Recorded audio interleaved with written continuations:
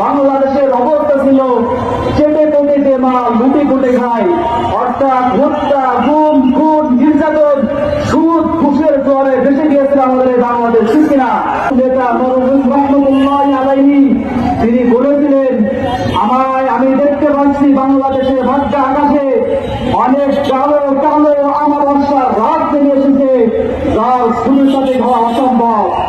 আজকে প্রায় তার 15 বছর পরে আমরা বাংলাদেশের স্বাধীন দেশে এসে শুরু সাথে দেখতে পাই, ঠিক কিনা? অনেক কিছু বন্ধুগণ, পরিষ্কার ভাষায় বলতে চাই, বাংলাদেশের অবস্থা ইতিমধ্যে আপনারা জেনেছেন। বাংলাদেশের অবস্থা ছিল কেমন? বাংলাদেশের অবস্থা ছিল চেটে পকেটে মাল লুটে কুটে খায়, অর্থাৎ হত্যা, গুম, খুন, নির্যাতন, সুদ, ঘুষের জোয়ারে ভেসে গিয়েছিল আমাদের বাংলাদেশ, ঠিক কিনা? দেশীয় বন্ধুগণ, পরিষ্কার ভাষায় বলতে চাই, আমাদের দেশের রাজনৈতিক অবস্থা ছিল কেমন? আমাদের দেশের রাজনৈতিক অবস্থা ছিল এদেশের পৃথিবীর ইতিহাসের এক আস্ত করে নিক্ষিপ্ত বস্তুর নাই, ঠিক কিনা?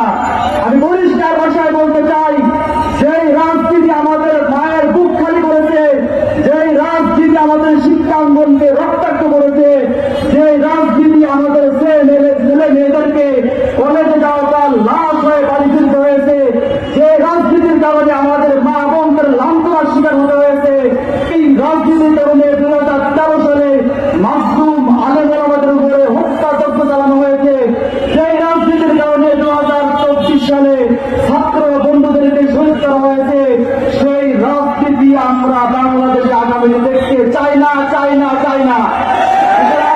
বন্ধুগণ, অবস্থা এমন হয়েছিল যে বাংলাদেশকে ভালোবেসে আজকে বাংলাদেশকে ভালোবাসাই ছিল আমাদের মেন 1 নম্বর দোষের কারণ।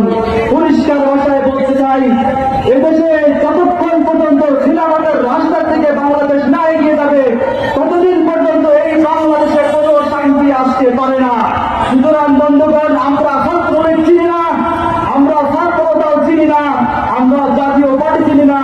যেই দল খিলাফতের রাস্তার দিকে আগাইবে আমরা ইনশাআল্লাহ তাদের সাথে থাকবো। সুতরাং এর জন্য একমাত্র পন্থা হলো খিলাফতের রাশিদার কাছাকাছি হলো একমাত্র খিলাফতের মজলিস, ঠিক না? সুতরাং আগামী বাংলাদেশ, পরিষ্কার ভাষায় বলতে চাই, আগামী বাংলাদেশ হলো হেফাজতে ইসলামের বাংলাদেশ, আগামী বাংলাদেশ খিলাফতের মজলিসের বাংলাদেশ, আগামী বাংলাদেশ ইবনে শাইখুল হাদিসের বাংলাদেশ। সুতরাং বন্ধুগণ, এখন ইসলাম সৈনিক চাই, ঘুমন্ত শার্দুল হয়ে ঘরে আর ঘুমিয়ে থাকলে চলবে না, আমাদেরকে জাগ্রত শার্দুল হতে হবে, ঠিক কিনা? কিন্তু তাদেরকে ভালোবাসেন যাদের দিন রাত আল্লাহর সৈনিক হওয়ার জন্য উৎসর্গ হয়ে যায়। আর আল্লাহ রাব্বুল আলামিন কিন্তু তাদেরকে ভালোবাসেন, ইসলামের জন্য অস্ত্র চালাতে হয় তাহলে তারা অস্ত্র চালাতে প্রস্তুত হয়ে যায়। আর আল্লাহ রাব্বুল আলামিন কিন্তু তাদেরকে ভালোবাসেন, ইসলামের জন্য জান দিতে হয় তাহলে তারা জান দিতে কুরবান হয়ে যায়। সুতরাং বন্ধুগণ, আমাদের একটা কথাই বলতে চাই, আগামী বাংলাদেশ আমাদের ইসলামী ঐক্যজোটের বাংলাদেশ, ঠিক কিনা? আল্লাহ রাব্বুল আলামিন আমাদেরকে সঠিকটা বোঝার তৌফিক দান করুন।